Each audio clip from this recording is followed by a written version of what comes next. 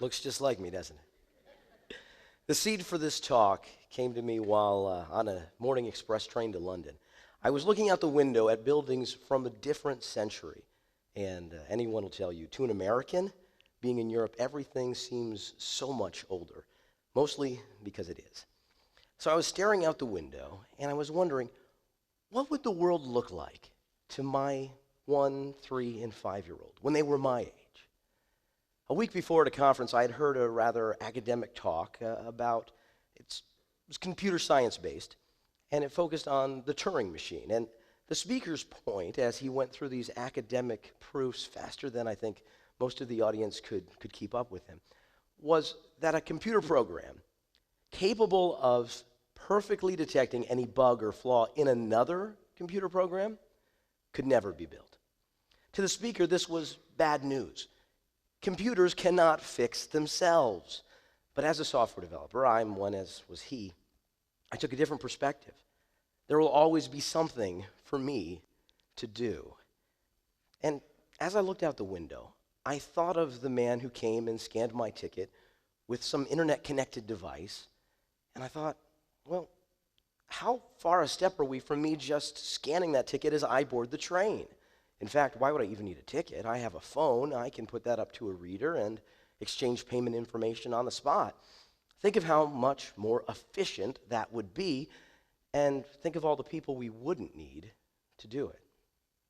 See, I'm a contract developer. I have been for the past 10 years. That means I write software. I build things for whoever pays me.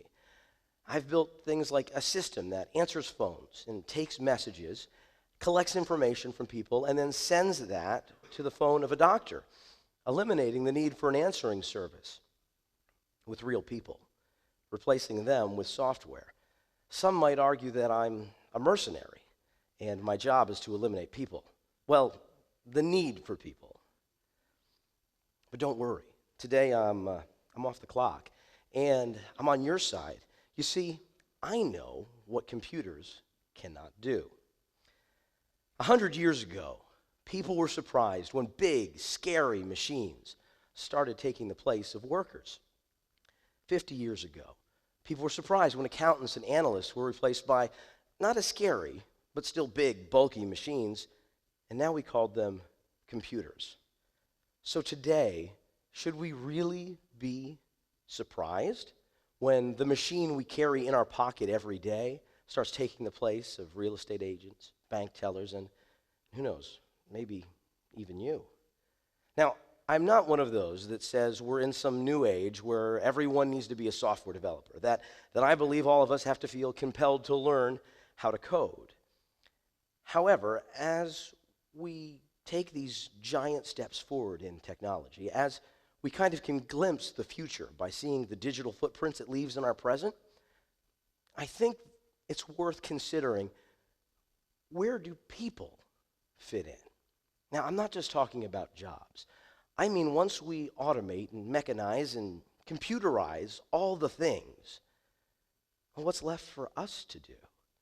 I mean, when we all have personal robotic assistants, when we're all not driving, but we're all using self-driving cars, when Siri and Google Now actually understand what we're asking them, but when we start calling machines them, where do we fit in? There's one thing that computers do, that machines do very, very badly. Fortunately for us, it happens to be one thing humans do very, very well. Computers are not creative, and they never will be. At least that's my perspective. Now there are those that would disagree with me. They would say that computers have already exhibited what we would consider to be creativity. Others say no, they haven't, but they could someday. I'm of the opinion that true creativity will never come from a machine. Regardless of where we stand on that issue, we should be able to agree that at best, computers are bad at being creative, since we can debate whether or not they can exhibit that at all. However, on the other hand, humans are blatantly creative. Just a trip for frozen yogurt with my oldest shows that to be true. Pink lemonade and triple chocolate, gummy bears and nonpareils, no machine would combine those four things. Now, the idea that humanity is creative is something, it's a belief that I hold very personally. See, I'm a Christian. I'm a Bible believer. And that influences how I view the world, present, past, and future. As I open the pages of that book, I see the main character, God, is creative. In the beginning, God created something where there was nothing. Now, that's true creativity. But just less than a chapter away, the same creative God says, let us make man in our image. Humanity has a creative image. Now, you may not agree with my perspective, but you could hold the same conclusion. In fact, there are those that look at me and people who believe like me and think that for no legitimate reason we believe in a God. We have created something, God, where there is nothing. Again, humanity being truly creative. Now, before you get the wrong impression, I think many times we mistakenly synonymize creative with artist.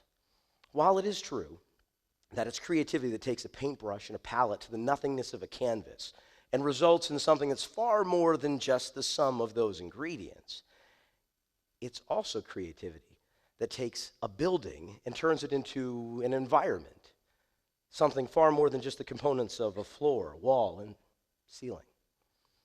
Creativity is what drives an entrepreneur to find a new market, a new model, a new product, to create value where there was nothing. And when facts and figures and knowledge and information, when that all meets creativity, when it meets humanity, that's when real learning, when real teaching takes place. Inventors call it inventing. Makers call it making. Hackers call it hacking. Disassembling, taking things apart, reusing them, transforming them, building something new. A thing that did not exist now does through the force of human creativity. So I submit, do not strive to be good at what you just happen to do. For if a machine can do that, one day it won't matter how good you were.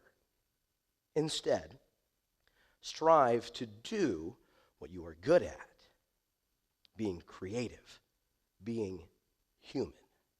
And to my 3 daughters, who will live in a world that I can only imagine, embrace the creative, the human aspect of everything you do.